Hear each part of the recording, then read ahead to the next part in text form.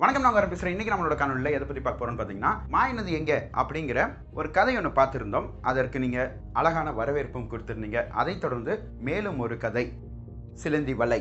என்னடா டைட்டில் கொஞ்சம் பழைய டைட்டிலாக இருக்கே அப்படின்னு நீங்கள் யோசிக்கலாம். ஆனால் கதை பழசாக இருக்காதுன்னு நான் நம்புகிறேன். சரி, வாங்க நம்ம கதைக்குள்ளே போகலாம். இந்த கதையுடைய கதாநாயகன் சொக்கநாதன் ஒரு 7 வருஷம் ஐடி கம்பெனியில் வேலை செஞ்சுட்டு அதுக்கப்புறம் சொந்தமாக பிஸ்னஸ் பண்ணுறேன்னு சொல்லிட்டு ஐடி கம்பெனி விட்டு வெளியே வந்துட்டான். லேப்டாப் அண்ட் ஹார்ட்வேர் சர்வீசிங் கடையை வச்சான். அதுக்கப்புறம் ஒரு சில ஃப்ரெண்ட்ஸ் எல்லாம் கூட்டு சேர்த்துட்டு அதை அப்படியே ஓரளவுக்கு சப்ஸ்டைண்ட் ஆகிற ஒரு கம்பெனியாக மாற்றினான். இப்படியே ஓரளவுக்கு சந்தோஷமாக வாழ்ந்துட்டு இருந்த சொக்கநாதனை பார்க்கறக்காக அவனுடைய நண்பனான ஜெகதீஷன் ஒருத்தன் வந்து சேர்றான். ஒர்க் பண்ணிட்டு இருக்கிற ஒரு ஸ்டாஃப் வந்து, சார் உங்களை பார்க்கறக்கு ஜெகதீஷன் சொல்லி யாரோ வந்திருக்காங்க. ஜெகதீஷன் சொல்லியா? வேற ஏதாவது டீட்டெயில்ஸ் சொன்னாங்களா? அதெல்லாம் தெரியல சார், உங்கள் ஃப்ரெண்டுன்னு சொன்னாங்க. ஃப்ரெண்டுன்னு சொன்னாங்களா? சரி, வர சொல்லுங்க அப்படின்னு சொன்ன உடனே நம்ம ஜெகதீஷ் எம்டியோட கேபின்குள்ளே போக சொக்கநாதன் அப்படியே எந்திரிச்சு நிற்கிறான். டேய், நீயாடா? காலேஜ் படிக்கும்போது பார்த்தது, கிட்டத்தட்ட 10 வருஷம் ஆயிடுச்சுல்ல? ஆமாண்டா மச்சான், நீ எப்படி இருக்க? ஏதோ போயிட்டு இருக்கு, நல்லா தான் இருக்கேன். என்ன அதிசயமா இருக்கு சார்? நேரில் வந்து பார்க்காட்டியும் அப்பப்போ வாட்ஸ்அப்லையாவது டச்சில் இருப்பேன். ஆனால் கடந்த கொஞ்ச நாட்களாகவே டச்சிலே இல்லையே. ஒர்க் ப்ரெஷர் மச்சான், விட்டு தாளிச்சு எடுக்கிறானுங்க. எந்த வேலையில் தாண்டா ஒர்க் ப்ரெஷர் இல்லை? எல்லா வேலையிலும் இருக்க தாண்டா செய்யுது. ஆனால் இது ரொம்ப ஹெட்டிக்காகவும் இருக்குடா. சரி, இப்போ என்ன விஷயத்துக்காக வந்த? என் ஜாபை ரிசைன் பண்ணலான்னு இருக்கேன்டா. ரிசைன் பண்ணுறியா? ஆமாம் மச்சான். வேற எங்கேயாவது வேலை கிடைச்சிருக்கா? இல்லை மச்சான். அப்புறம் அதான் உன்னை பார்க்க வந்திருக்கேன். நான் என்னடா பண்ணும்? நம்மளோட மற்ற ஃப்ரெண்ட்ஸ் ராஜு, சேகர் இவங்களெல்லாம் நீ பார்ட்னராக சேர்த்துக்கிட்டீல? சேர்த்தேன். அதுக்கப்புறம் அவங்கள விட்டுட்டு போயிட்டாங்களே. அவங்க விட்டுட்டு போட்டு மச்சான், நீ என்னையும் சேர்த்துக்கிறியா? நீயும் விட்டுட்டு போயிட்டேன்னா? அதான் சொல்கிறேன்ல மச்சான், நான் அப்படியெல்லாம் விட்டுட்டுலாம் போக மாட்டேன். வேணா ஒரு அக்ரிமெண்ட் எல்லாம் போட்டுக்கலாம். அக்ரிமெண்ட் வேறையா? சரி சரி, இப்போ இப்படி எல்லாம் தான் சொல்லுவீங்க. அதுக்கப்புறம் சேர்ந்து பிஸ்னஸ் பண்ணி கொஞ்சம் ப்ராஃபிட் வந்ததுக்கப்புறம் சரி மச்சான் நான் விளைவிக்கிறேன் அப்படின்னு சொல்லிட்டு லாபத்தை மட்டும் எடுத்துகிட்டு போயிடுவீங்க. இறங்கி உள்ள வேலை செய்கிறவனுக்கு தானடா தெரியும் அதனுடைய வழியெல்லாம். அதான் மச்சான் நான் சொல்கிறேன்ல, நான் உன் கூடயே இருந்து வேலையும் செய்கிறேன், ப்ளஸ் பார்ட்னராகவும் இருக்கேன். என்ன, இந்த 10 வருஷம் வேலை செஞ்சதில் ஒரு 12 லட்சம் ரூபா வரைக்கும் சேர்த்து வச்சுருக்கேன். அதுக்கப்புறம் காரு, ஒய்ஃபோட நகை இதெல்லாம் வச்சா எப்படி இருந்தாலும் ஒரு 16 லட்சத்துக்கு மேலே உனக்கு கொடுத்துறேன்டா. ஏய், டோன்ட் பி சில்லி மச்சான், அதெல்லாம் ஒன்றும் தேவையில்லை. சரி, நீ இப்போ எவ்வளோ வாங்கிட்டு இருக்க? Per month 70,000. சரி, 20% ஹைக்கில் இப்போ நான் உன்னை எடுத்துக்கிறேன். அதுக்கப்புறம் ஒரு 3 மாதம் 4 மாதம் போகட்டும், அதுக்கப்புறம் நம்ம பிஸ்னஸை பார்ப்போம். சரியா? என்னடா யோசிக்கிறேன்? இல்லைடா, பார்ட்னர் மாதிரி தான் சேர வந்தேன். அதான் நான் சொல்கிறேன்ல, நீ பார்ட்னர் தான். பட் இனிஷியலாக இருக்கிற உன்னோட சேவிங்ஸ் எல்லாம் இப்போதைக்கு நீ க்ளோஸ் பண்ணாத, கொஞ்ச நாள் வெய். ஏன்னா என்னுடைய கம்பெனி லாபத்தில் தான் ஓடுது. இப்போதைக்கு எந்த ஒரு ஃபண்டுக்கான நீடும் தேவையில்லை. அப்படி ஏதாவது தேவைப்பட்டால் நான் உங்ககிட்ட கேட்குறேன், அப்போ நீ கொண்டு வந்து கொடு. சரி மச்சான், இவ்வளோ ஸ்பீடாக நீ இந்த விஷயத்த முடிப்பேன்னு நான் எதிரே பார்க்கலடா. ஏன் ஆப்டிடியூட் ரவுண்டு, ஹெச்ஆர் ரவுண்டெல்லாம் இருக்குன்னு நினச்சியாக்கும்? காமெடி பண்ணாத மச்சான். உடனே அந்த டைம் இன்னொரு ஸ்டாஃப் வந்து, சார் மாடசாமி வந்திருக்காரு. எங்கே இருக்காரு? பார்க்கிங் பிளாட்ல. பார்க்கிங் பிளாட்லையா? வண்டி வந்திருக்கா? ஆமாம் சார். சரி, ஓகே. ஜெகதீஷ் சொல்லு மச்சான், உனக்கு இன்னைக்கு ஏதாவது வேலையா? இல்லைடா. அப்போ இன்னிலேருந்து ஜாயின் பண்ணிக்கிறியா? ஷோர் மச்சான். சரி வா, முதல் வேலையை தொடங்குவோம். சதீஷ் சார், நீங்களே என் கூட வாங்க அப்படின்னு சொல்லிட்டு சதீஷ், ஜெகதீஷ், நம்ம சொக்கநாதன் 3 பேரும் பார்க்கிங் பிளாட்டுக்கு போறாங்க. அங்க மாடசாமி ஒரு சின்ன மினி டோருக்கு வெளியே நின்றுட்டு இருந்தான். மாடசாமி, சார் சௌக்கியமாங்க சார்? சௌக்கியம்தான். எவ்வளோ மெட்டீரியல்? ஒரு 2000 கிலோ தேரு சார். 2000 கிலோவா? ஆமாம் சார், ஒரு 4-5 கம்பெனி காலி பண்ணிட்டு போனாங்க, நிறைய பார்ட்ஸ் கிடைச்சிது, எல்லாத்தையும் தூக்கிட்டு வந்துட்டல. சரி, ஓகே. கிலோக்கு எவ்வளோன்னு சொல்லி எடுத்தீங்க? கிலோக்கு 10 ரூபான்னு சொல்லி எடுத்தேன் சார். அப்போது 2000 கிலோனா 20,000 ரூபாயா? ஆமாம் சார், 20,000 ரூபா. அப்புறம் பெட்ரோலு அது இதுன்னு எல்லாம் கொஞ்சம் போயிருக்கு சார். சதீஷ் சார், மாடசாமியோட அக்கௌண்ட்டுக்கு ஒரு 50,000 ரூபா அனுப்பிடுங்க. Okay sir. சார் ரொம்ப தேங்க்ஸ் சார். இந்த மெட்டீரியல்லாம் நீங்கள் போய் குடோனில் இறக்கிருங்க. Okay sir. ஏதாவது பார்க்குறீங்களா சார்? அதெல்லாம் ஒன்றும் வேணாம் மாடசாமி, உங்கள் மேலே நம்பிக்கை இருக்குது. உடனே சொக்கநாதன் கொஞ்சம் போகும்போது ஜெகதீஷ் வந்து நிறுத்தி, டே மச்சான், என்னடா இது? பார்த்தா தெரியலையாடா? கம்ப்யூட்டரோட ஸ்பேர் பார்ட்ஸு. அது தெரியுது. இத்தனை என்ன ஏது? ஏதாவது கம்பெனி காலி பண்ணிட்டுலாம் போவாங்கடா. அந்த சமயம் keyboard, mouse, CPU, hard disk, monitor இந்த மாதிரி வேலை செய்யாதையெல்லாம் அப்படியே கம்பெனியே வச்சுட்டு போயிடுவாங்க. இல்லைன்னா குப்பையில் தூக்கி போட்டு போயிடுவாங்க. இந்த மாதிரி பழைய பாத்திர கடைக்காரங்க அந்த பார்ட்ஸ் எல்லாம் எடுத்து சேவ் பண்ணிட்டு நம்மளுக்கு கொண்டு வந்து தருவாங்க. ஓ அப்படியா? ஆனால் கிலோக்கு 10 ரூபா தானே சொன்னா? ஆமாம். அப்போ 20,000 ரூபாய்க்கு நீ 50,000 ரூபா கொடுத்துருக்க. இந்த ஸ்பேர் பார்ட்ஸ் வச்சு தானே நம்மளுக்கு பிஸ்னஸ். புரியுதுடா. ஒருவேளை இதில் ஒரு லேப்டாப் இருக்குது, அந்த லேப்டாப் வேலை செய்யலைன்னா நம்ம கிட்ட இன்ஜினியர்ஸ் இருக்காங்க, அதில் என்ன ஃபால்ட்டுன்னு சொல்லி பார்த்து சரி பண்ணிடுவாங்க. அப்போது எக்ஸ்ட்ரா சார்ஜ் தானே நம்மளுக்கு ஆகுது. அதுக்கு போய் 50,000 ரூபா அவங்ககிட்ட கொடுக்குறேன். அவனுக்கு அதிகமாக கொடுத்தாதான் நெக்ஸ்ட் டைம் கிடைக்கிற மெட்டீரியலை வேற எங்கேயும் கொடுக்காம நம்மகிட்டயே கொண்டு வந்து தருவான். இதெல்லாம் பிஸ்னஸ் ட்ரிக்ஸ், புரிஞ்சுக்கோ சரியா? சரி வா மேலே போகலாம் அப்படின்னு சொல்லிட்டு 2 பேரும் மேலே போயிடுறாங்க. இந்த சமயம் பார்த்து உலகம் முழுக்க ஒரு பரபரப்பு ஏற்படுது. என்னடான்னு பார்த்தா கொரோனா வைரஸ் தாங்க. சோப்பை போடு, கையை கழுவு, மாஸ்கை போடு, அவனை தொடாத இவனை தொடாத, இவங்கிட்ட பேசாத, பணத்தை கையில தொடாத, போனை டெட்டால்ல கழுவு அப்படின்னு சொல்லிட்டு ஏகப்பட்ட விஷயங்கள் நாடு முழுக்க போய்கிட்டு இருக்கு. இந்த தருணத்துல ஒவ்வொரு ஸ்டேட்லயும் ஒரு பரபரப்பு ஏற்படுது. என்னன்னா ஒருவேளை அந்த ஸ்டேட்டை ஷட் டவுன் ஆகலாம் அப்படின்னு சொல்லிட்டு ஒரு விஷயம் ஒன்று வந்துட்டு இருக்கு. அதாவது லாக்டவுன் ஆகலாம் அப்படின்னு சொல்லிட்டு ஒரு விஷயம் பரவிக்கிட்டு இருக்கு. இதை கேட்டோன்னே ஜெகதீஷ்க்கு ரொம்பவே வருத்தங்க. உடனே போய் சொக்கநாதன் கிட்ட சோகமா உட்காந்தான். என்னடா ஏதோ டல்லா இருக்க? இல்ல மச்சான், நான் உன் கம்பெனியில் சேர்ந்து 10 நாள் தான் ஆச்சு. ஆமாம், நியூஸ் பார்த்தியா? என்ன சொல்கிறாங்க? கம்ப்ளீட்டாக லாக்டவுன் பண்ண போகிறாங்களாமாடா. அதனால என்ன, நான் வந்தது ஏதோ அபசகுணமாக இருக்குடா. நீ வந்தது லக்கி மச்சான். ஏன் யாருமே வேலை செய்ய தேவையில்லையில? லாக்டவுன் பண்ணால் கண்டிப்பாக ஒரு 10 நாளாவது பண்ண மாட்டாங்க? கண்டிப்பாக பண்ணுவாங்க. 10 நாள் ஜாலியாக எல்லாரும் ரெஸ்ட் எடுப்பாங்கல்ல. நீ வந்து ராசி மச்சான். என்னடா விளையாடுறியா? சீரியஸாக தான் சொல்கிறேன். அதுக்கப்புறம் அடுத்த நாளே ஒரு நியூஸ் வருது.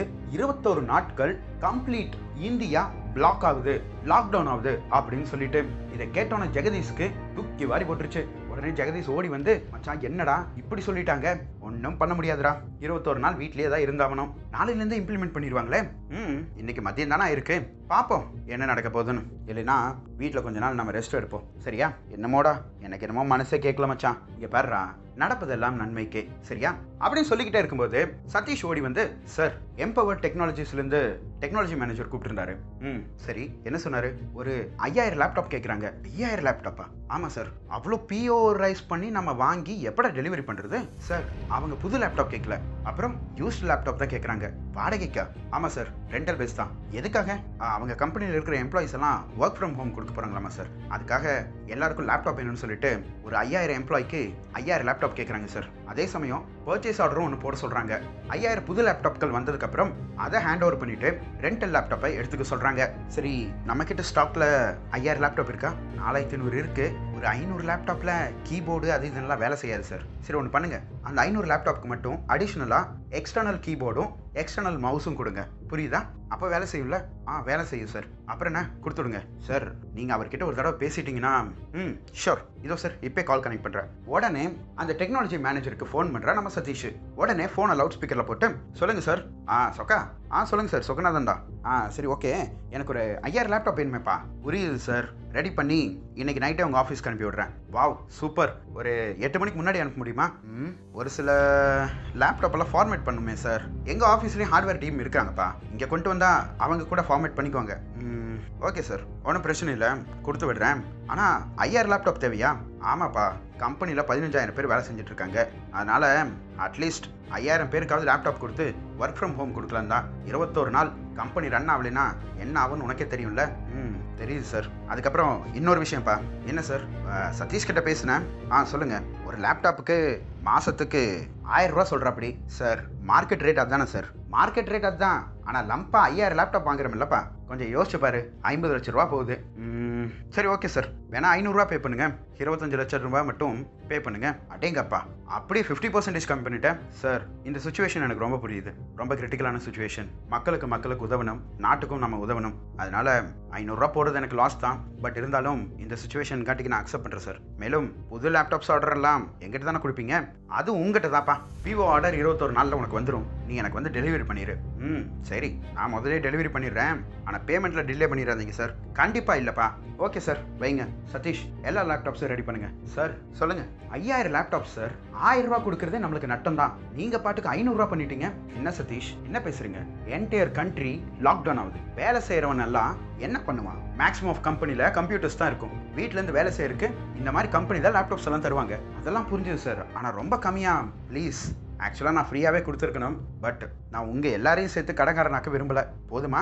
ஓகே சார், புரிஞ்சுது அப்படின்னு சொல்லிட்டு சதீஷும் ஜெகதீஷ் அதுக்கப்புறம் கம்பெனியில் இருக்கிற ஒரு 45 பேர் வேகமா சிஸ்டம் எல்லாம் அரேஞ்ச் பண்ணிட்டு கொஞ்சம் கொஞ்சமா அப்படியே கம்பெனிக்கும் அனுப்பிக்கிட்டே இருக்கிறாங்க. இந்த தருணத்துல மறுபடியும் அந்த டெக் மேனேஜர் கிட்ட இருந்து போன் வருது. சதீஷ் மறுபடியும் போன் எடுத்துட்டு வந்து, சார் டெக் மேனேஜர் கால்ல. என்னவா? பெரிய குண்டே தூக்கி போடுறாரு சார், கேளுங்க நீங்களே. சார் சொல்லுங்க சார். சொக்கா, இன்னொரு ரெக்வஸ்ட். என்ன ரெக்வஸ்ட் சார்? ஒரு 25,000 லேப்டாப் கிடைக்குமா? சார் என்ன விளையாடுறீங்களா? 5,000 லேப்டாப்கே நான் இங்கே திணறிட்டு இருக்கேன், 25,000 லேப்டாப் கேட்குறீங்க? அது இல்லை, என்னோட ஃப்ரெண்ட்ஸ் ஒரு 10 பேர் இருக்காங்க, அவங்களோட கம்பெனிஸ்லையும் இதே டிமாண்ட் தான், அதனால ஒரு 25,000 லேப்டாப் அதிகமாக கேட்குறாங்க. ஒன்று பண்ணுவோம், எங்களுக்கு நீங்கள் 500 ரூபாய்க்கு கொடுக்குறீங்களா, அங்கே நீ 750 ரூபான்னு கூட, பெரிய டீலிங் தானே? கொஞ்ச நேரத்துக்கு முன்னாடி தான் சார் என் ஸ்டாஃப் எல்லாம் திட்டிட்டு இருந்தேன், லாபம் வச்சு விற்கக்கூடாதுன்னு சொல்லிட்டு. நீங்கள் என்னடானா அதையே சொல்கிறீங்க. வெங்கட் கம்ப்யூட்டர் சொல்யூஷன் கிட்ட கொஞ்சம் செக் பண்ணி பார்க்கலாமே, அவங்க கிட்ட அதிகமான லேப்டாப்ஸ் இருக்குமே. அவங்க கிட்ட கேட்டப்பா, அவங்க 1500 ரூபா சொல்கிறாங்கப்பா. 1500 ரூபா சொல்கிறாங்களா? ஆமாம், கொஞ்சம் கம்மி பண்ண சொல்ல வேண்டியதானே சார்? ஒத்த ரூபா கூட கம்மி பண்ண முடியாதுன்ட்டான். எல்லா லேப்டாப்ஸும் டிமாண்டில் இருக்குது, என்ன பண்ண சொல்கிறேன்னு. சரி நீங்கள் வைங்க, நான் வெங்கட் கிட்ட பேசுகிறேன். சரி ஓகேப்பா அப்படின்னு சொல்லிட்டு நம்ம சொக்கநாதன் வெங்கட்டுக்கு ஃபோன் பண்ணுறான். ஹலோ வெங்கட், சொக்கநாதன். சொல்லு சொக்கா. என்ன? இல்லை லேப்டாப்ஸ் கொஞ்சம் வேணும். சாரி மச்சான், ஹை டிமாண்டில் போயிட்டு இருக்கு, எல்லா கம்பெனிஸ்லையும் ஒர்க் ஃப்ரம் ஹோம் கொடுக்குறாங்க, வேணா ஒரு சில ப்ராப்ளம் உள்ள லேப்டாப்ஸ் இருக்குது, அது வேணா உனக்கு தரட்டுமா? ஏய் நான் அதுக்கெல்லாம் கேட்கல, 1000 ரூபா தானே மார்க்கெட் ரேட்டு, நீ ஏன் 1500 ரூபாய்க்கு கொடுத்துட்ருக்கேன்? ஹலோ சார், என்ன சொக்கனதா? எந்த சமயம் லாபம் ஈட்ட முடியுமோ அந்த சமயம் நம்ம லாபம் ஈட்டிடணும். இந்த மாதிரி தருணத்தில் கூட இப்படி தான் நீங்கள்லாம் வேலை செய்வீங்களா? ஏய் அப்பா, டே காந்திக்கு பேரா, பேசாமிடுறா. நீ வேணா ஒன்று பண்ணு, உன்னோட கம்பெனியில் இருக்கிற லேப்டாப் எல்லாம் ஃப்ரீயாக கொடு.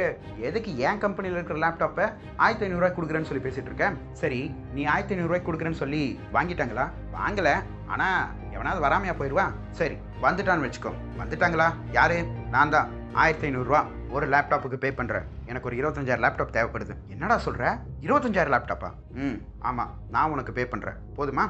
என்ன மச்சான், உனக்குன்னு போய் நான் இப்படியெல்லாம் காஸ்ட்லியாக கொடுப்பேனா? சரி உனக்கு வேணா நான் மார்க்கெட் ரேட்டுக்கே கொடுக்குறேன், அதை நீ அந்த கம்பெனிகிட்டே கொடுத்துருக்கலாமே. மார்க்கெட் ரேட்டுக்கு கூட அவன் வாங்குறதுக்கு தயாராக இல்லைடா, கடைசிக்கு 750 ரூபாய்க்கு வந்து நிற்கிறான். சரி மார்க்கெட் ரேட்டுக்கே எனக்கு கொடு மச்சான். நல்லா யோசிச்சுக்கோ, 25,000 லேப்டாப் 1000 ரூபா கணக்கில் போட்டு வாங்குறேன், 2,50,00,000 ரூபா பில்லு வரும். அதெல்லாம் ஒன்றும் பிரச்சனை இல்லை, அனுப்பிவிடு. ஓகே மச்சி, டீல் ஓகே. அமௌண்ட் எப்போ ட்ரான்ஸ்ஃபர் பண்ணுறேன்? இந்த பிரச்சனைலாம் முடியட்டும், ஒரு 2 months டைம் கொடு. சரி ஓகே மச்சி, லேப்டாப்ஸ் எல்லாம் வந்துடும். ஃப்ரெஷ்ஷான லேப்டாப்ஸ் தான், ஒரு பிரச்சனையும் இருக்காது.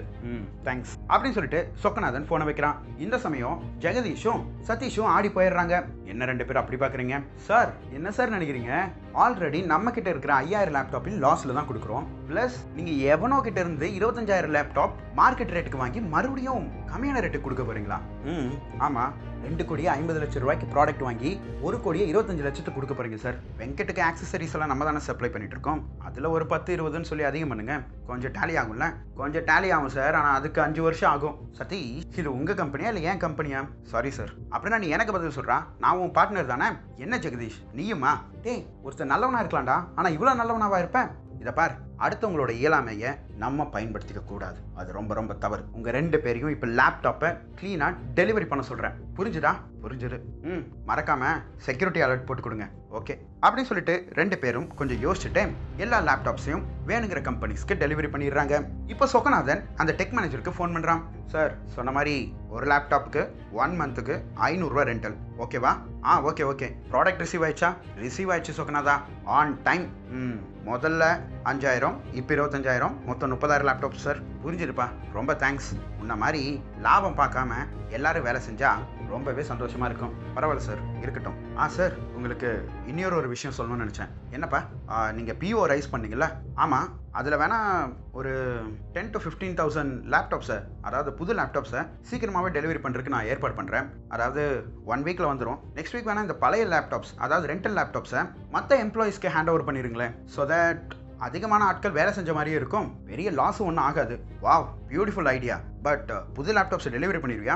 அதெல்லாம் பண்ணிடுவேன் சார். ஆல்ரெடி எங்கிட்டே ஸ்டாக் இருக்குது, வெங்கட் கிட்டே ஸ்டாக் இருக்குது, அவங்ககிட்ட இருந்து வாங்கி நான் அனுப்புகிறேன். ஆனால் அவன் தான் ரேட்டு சார், அதெல்லாம் நான் பார்த்துக்கிறேன் அப்படின்னு சொக்கநாதன் சொல்லி அந்த ஃபோனை கட் பண்ணுறான். வந்த லேப்டாப்ஸ் எல்லாம் வெரிஃபை பண்ணிட்டு இருக்கும்போது ஒரு செக்யூரிட்டி செக் ஒன்று இருக்குது. உடனே மேனேஜர் மறுபடியும் சொக்கநாதனுக்கு ஃபோன் பண்ணி, சொக்கநாதா சொல்லுங்கள் சார், செக்யூரிட்டி செக் ஏதோ போட்டிருக்குப்பா. சார் அது ஒரு சிம்பிள் கொஸ்டின் தான் சார், உங்களுக்கு பிடிச்ச கலர் என்ன, உங்களுக்கு பிடிச்ச சாப்பாடு என்ன, இந்த மாதிரி தான் கேள்வி கேட்கும். சும்மா ஒரு கிளிக் பண்ணிட்டு உள்ளே போங்க.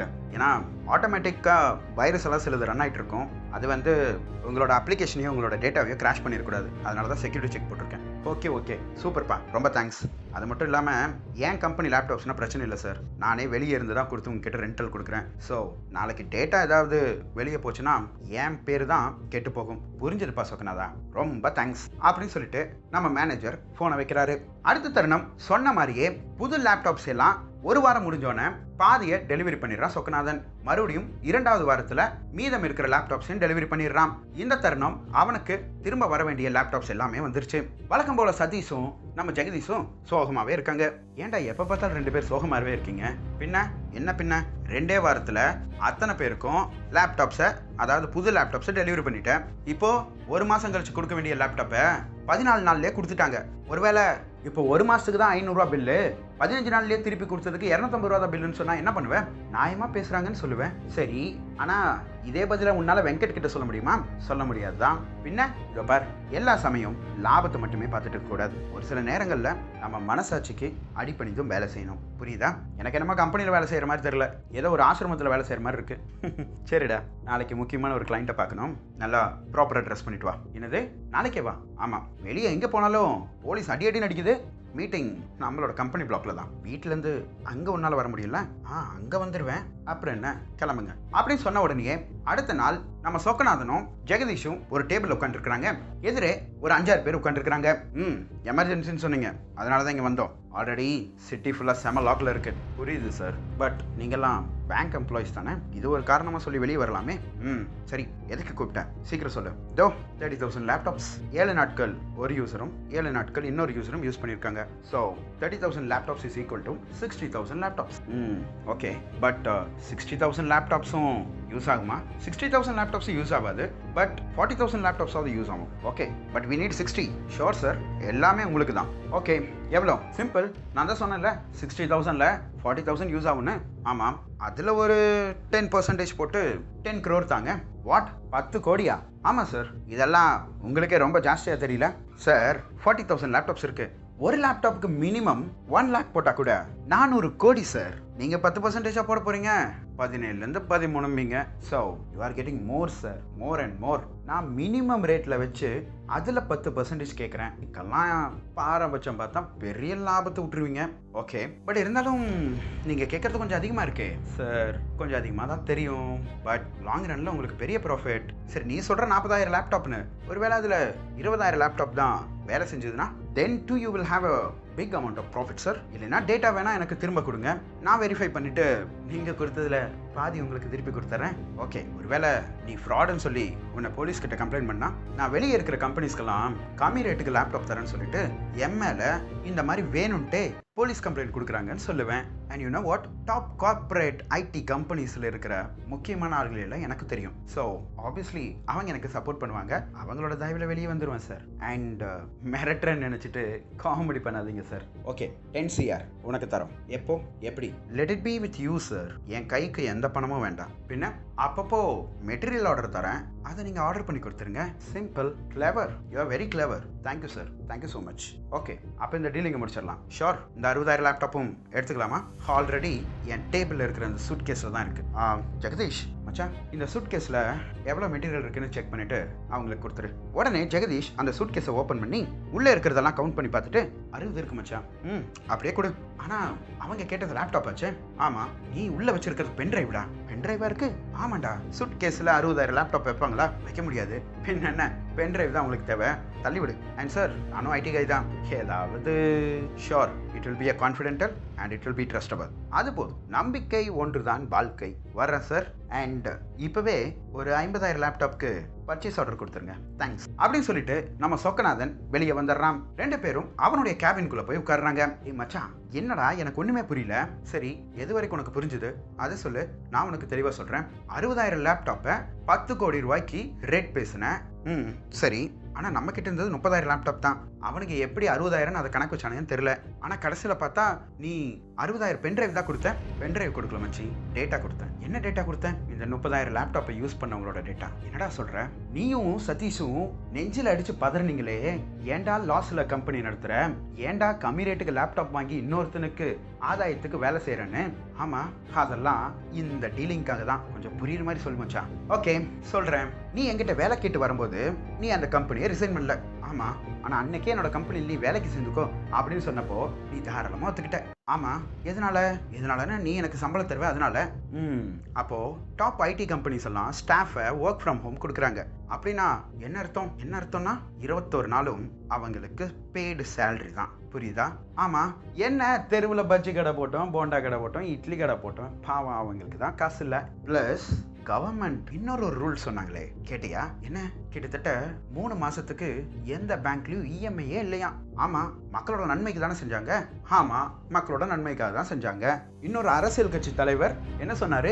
3 மாசம் எல்லாம் பத்தாது, 6 மாசம் எக்ஸ்டெண்ட் பண்ணுங்க, அதுக்கப்புறம் தான் இஎம்ஐயே வாங்கணும்னு சொன்னாங்க. புரியுதா? புரியுது. சரி, கவர்மெண்ட் 3 மாசமே ஒதுக்குறாங்கன்னு வச்சுக்கோ. இப்போ வேலைக்கு போகாம இருக்கிற மக்களுக்கு 3 மாசம் ஏதோ ரிலாக்ஸா இருப்பாங்க. ஆனா இந்த ஒர்க் ஃப்ரம் கேஸுக்கெல்லாம் ஆல்ரெடி பெய்டு சேலரி தானே. ஆமா, அவங்களுக்கு இஎம்ஐ இருக்காதா? இருக்காது. அப்போ மாசம் 25,000 ரூபா அவன் லோனு இஎம்ஐ அது இதுன்னு கட்டுறான்னு வச்சுக்கேன். 3 மாசத்துக்கு 75 ரூபா அவன் கையில வந்துடும். ஆமா மச்சான், நம்ம மக்கள் 75,000 ரூபா கையில கிடைச்சோன்னே கரெக்டா யூஸ் பண்ணுவாங்கன்னு நினைக்கிறேன். ஏன்டா, கடனை எல்லாம் கட்ட மாட்டாங்களா? இல்ல சேமிச்செல்லாம் வைக்க மாட்டாங்களா? தாத்தம்பாட்டங்காலத்தோட சேமிச்சு வைக்கிறதெல்லாம் போச்சுடா. 75,000 ரூபா கையில கிடைக்கும் போது இருக்கிற காரை வித்துட்டு புது கார் வாங்கலாமா? பைக்கை வித்துட்டு ஏதாவது காரை வாங்கலாமா? பைக் இல்லாதவன் இன்னொரு பைக் வாங்கிடுமா? சரி, வீட்டுல சும்மா ஏதாவது ஒரு நல்ல ஃபர்னிச்சர் வாங்கி போடலாமா? இல்ல நல்ல ஷர்ட்டு, அது நல்ல லேப்டாப்பு, காஸ்ட்லி போனு, இந்த மாதிரி ஏதாவது வாங்கலாமான்னு தான் யோசிப்பானுங்களே தவிர அந்த பணத்தை சேமிச்சு வைக்கிறக்கோ, எக்ஸிஸ்டிங் லோனு, ஃபினான்ஸில் வாங்கின பணம் இதை கொடுக்கறக்கோ யோசிக்கவே மாட்டானுங்க. ஓ ஆமா மச்சா, நீ சொல்றது சரிதான். என் கையில கூட 25,000 ரூபா பணம் வந்தா எப்படி செலவு பண்றதுன்னு தான் யோசிப்பேன். அதை சேமிச்சு வைக்கணும்னு யோசிக்கவே மாட்டேன். அப்போ செலவு அதிகமாகும் போது இன்னொரு செலவு அதிகமாகும். புரியலையே? ஒன்றும் இல்லை, பைக் இல்லாதவன் பைக் வாங்குறான், கார் இல்லாதவன் கார் வாங்குறான். இதுல என்ன சேமிப்பு இருக்கு? எக்ஸ்ட்ரா மாசம் அவனுக்கு 500 ரூபாயிலிருந்து 2,000 ரூபா பெட்ரோல் பில் தான் அதிகமாகும். அதாவது அவனுடைய செலவை அவனே கூட்டிக்கிறான். ஆமா மச்சா, ஆனா அதுக்கும் இந்த டீலிங்க்கும் என்னடா சம்பந்தம்? வந்தவங்க எல்லாம் பேங்க் ஆஃபீஸர்ஸ்ரா, ஒரு பிரைவேட் பேங்க். சரி, நம்ம கொடுத்த டேட்டா அனைத்தும் ஐடி கம்பெனிக்காரனோடது. பட் இந்த லேப்டாப் யூஸ் பண்ணவங்களோட டேட்டா நம்மளுக்கு எப்படி வந்துச்சு? ஒரு செக்யூரிட்டி செக் இன்ஸ்டால் பண்ணீங்க, அதுல அவங்க ஒரு சில கேள்விகள் கேட்கும், அதுக்கு பதில் சொல்லுவாங்களே. ஆமா, அது கிளிக் பண்ணும் போதே அவங்களோட சிஸ்டம்ல இருக்கிற குரோம் இல்லைன்னா வேற ஏதாவது ப்ரௌசர்ஸ் இல்லைன்னா வேற ஏதாவது அப்ளிகேஷன் அத்தனையும் ஸ்கேன் பண்ணி ரன் பண்ணும். இதுல யூசர் நேம் அண்ட் பாஸ்வேர்டு அப்படிங்கிற ஏதோ ஒரு இன்ஃபர்மேஷன் கிடைச்சதுன்னா அந்த யூசர் நேம் அப்படிங்கிற அந்த ஃபீல்டில் இருக்கிற இன்ஃபர்மேஷன் மட்டும் கேப்சர் பண்ணிட்டு வரும். அப்போ என்ன கிடைக்கும்? நம்மளுக்கு மொபைல் நம்பர், இமெயில் ஐடி, பேரு கிடைச்சிருச்சா? இந்த டேட்டா வச்சு அந்த லேப்டாப்பை ஆக்சஸ் பண்ணவன் எவன் அப்படிங்கிற டேட்டா நம்மளுக்கு கிடைச்சிடும். சரி, அது மட்டும் இல்லாம செக்யூரிட்டி செக்ல நம்ம போட்ட சாஃப்ட்வேர் படி அது கேட்குற கேள்வி எல்லாம் என்ன தெரியுமா? என்ன? சரி, இந்தா என்னோட ஃபோன்ல அந்த அப்ளிகேஷன் இருக்கு, இந்த அப்ளிகேஷனை யூஸ் பண்ணி ஒரு சில கேள்விகள் இந்த அப்ளிகேஷன் கேட்கும், அதுக்கு பதில் சொல்ல பார்ப்போம். முதல் கேள்வி என்ன? மச்சான், எனக்கு பணம் கிடைச்சதுன்னா நல்ல திங்ஸ் வாங்குவேனா அப்படின்னு சொல்லி கேட்குது. என்னென்ன ஆப்ஷன் கேட்குது? Strongly agree, agree, agree a little, disagree, disagree, disagree strongly. சரி, நீ என்ன ஆப்ஷன் செலக்ட் பண்ணுவ? பணம் இருந்தா பெட்டர் திங்ஸ் வாங்குவல்ல, அப்ப அக்ரியை போடு. ஓகே மச்சா. ரெண்டாவது கேள்வி என்ன? உனக்கு பணம் ரொம்ப முக்கியமா? உனக்கு கீழே இருக்கிறவங்க கம்மியா பணம் வச்சிருக்கும் போது அப்படின்னு சொல்லி கேட்குது. என்ன பதில் சொல்லுவேன்? எனக்கு கீழே இருக்கிறவங்க பணம் கம்மியா வச்சா அது ஏன் தப்பா? நான் சம்பாதிக்கிறேன், நான் பணத்தை எடுத்துக்கிறேன். என்ன ஆப்ஷன் போடுவேன்? அக்ரின்னு போடுவேன். போடு. அடுத்த கேள்வி மச்சான், உங்ககிட்ட எவ்வளவு பணம் இருக்குன்னு அடுத்து உங்ககிட்ட சொல்லுவியா சொல்ல மாட்டியான்னு கேட்குது. நீ சொல்லுவியா சொல்ல மாட்டியா? நான் தான் உங்ககிட்ட சொன்னனே பிசினஸ் ஆரம்பிக்கிறதுக்கு எவ்வளவு பணம் இருக்குன்னு. பொதுவா உன் மாமனும் மச்சானும் வந்து கேட்குறான், என்ன சொல்லுவேன்? இல்லைன்னு தான் சொல்லுவேன். ஏன்? எங்கிட்ட இருக்கிறதெல்லாம் வாங்கிடுவானுங்களே. அப்போ டிஸ்அக்ரின்னு கொடு. சரி மச்சான். இல்லை மச்சான், அது அக்ரி. சரி சரி, ஏதோ ஒன்று கொடு. மச்சான், கேள்வி அவ்வளோதான்டா.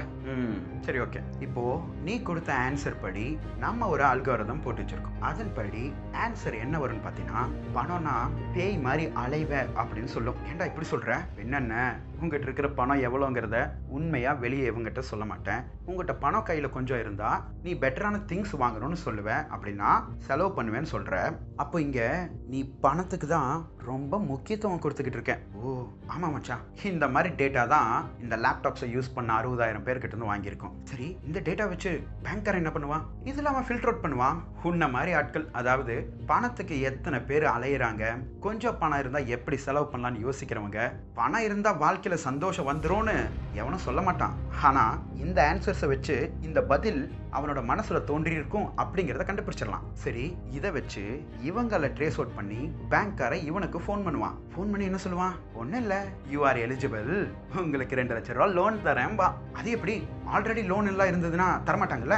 ஆல்ரெடி லோன் இருந்தா நீங்க அடுத்த பேங்க்ல எவ்வளவு லோன் வாங்குனீங்களோ அதே லோனை நாங்க தரோம், பேசாம அந்த லோனை க்ளோஸ் பண்ணிட்டு ஏன் பேங்க்ல இருந்து எடுத்துக்கங்கன்னு சொல்லுவானுங்க. அதுக்கு எதுக்கு நான் எடுக்கணும்? கொடுக்கும்போது எக்ஸ்ட்ரா 2 லட்சம் ரூபா கொடுக்குறோன்னு சொல்லுவானுங்க. வேற என்ன மச்சா சொல்லுவானுங்க? வேற என்ன சொல்லுவானுங்க? கவர்மெண்ட் 21 நாள் நீங்க வேலைக்கெல்லாம் போக கூடாது, வீட்லயே இருக்கணும்னு சொல்லி உங்களோட வாழ்வாதாரத்தை, உங்களுடைய பொருளாதாரத்தை அனைத்தையும் நிர்குலம் ஆக்கிடுச்சு இந்த அரசாங்கம். ஐயோ, இதற்காகவா நீ வாக்களித்தாய்? இந்த அரசாங்கம் உன்னை காப்பாற்றும் என்றா நீ நினைத்துக் கொண்டிருந்தாய்? இல்லை ஜெகதீசா, இல்லை. முற்றிலும் உன்னை ஏமாத்தி விடும், இறுதியில் உன்னை தெருவில் பிச்சை எடுக்க விடும் அப்படின்னு சொல்லி அவனை கன்ஃபியூஸ் பண்ணி, சரி உங்களோட பொருளாதாரம் எல்லாம் வீழ்த்திருக்குல்ல, அதனால பேங்க்ல இருந்து உங்களுக்கு எக்ஸ்ட்ரா லோன் தரோம் அப்படின்னு சொல்லி கூப்பிட்டு எக்ஸ்ட்ரா 2 லட்ச ரூபாய் 3 லட்ச ரூபாய் தருவாங்க. அப்படி தந்தா இவங்களுக்கு வட்டி வரும். பர்சனல் லோன்ல 17.5% 13% வரைக்கும் போடுவாங்க. அது மட்டுமா, செக்யூரிட்டி கொஸ்டின்ல நீங்க கார் யூஸ் பண்றீங்கன்னா எந்த வருஷத்துல நீங்க கார் வாங்குனீங்க, எந்த வருஷத்துல நீங்க பைக் வாங்குனீங்க, 2019 செம மாடலான கார் வந்துச்சு, இது வேர்ல்டு பாப்புலர் ஆச்சு, அது உங்களுக்கு தெரியுமா? இந்த மாதிரி கேள்விகள் தான் ரிப்பீட்டடா வந்துட்டே இருக்கும். இதை வச்சு அவனுக்கு கார் வாங்கும் ஆசை இருக்கா அப்படின்னா என்ன கார் வாங்குவான்?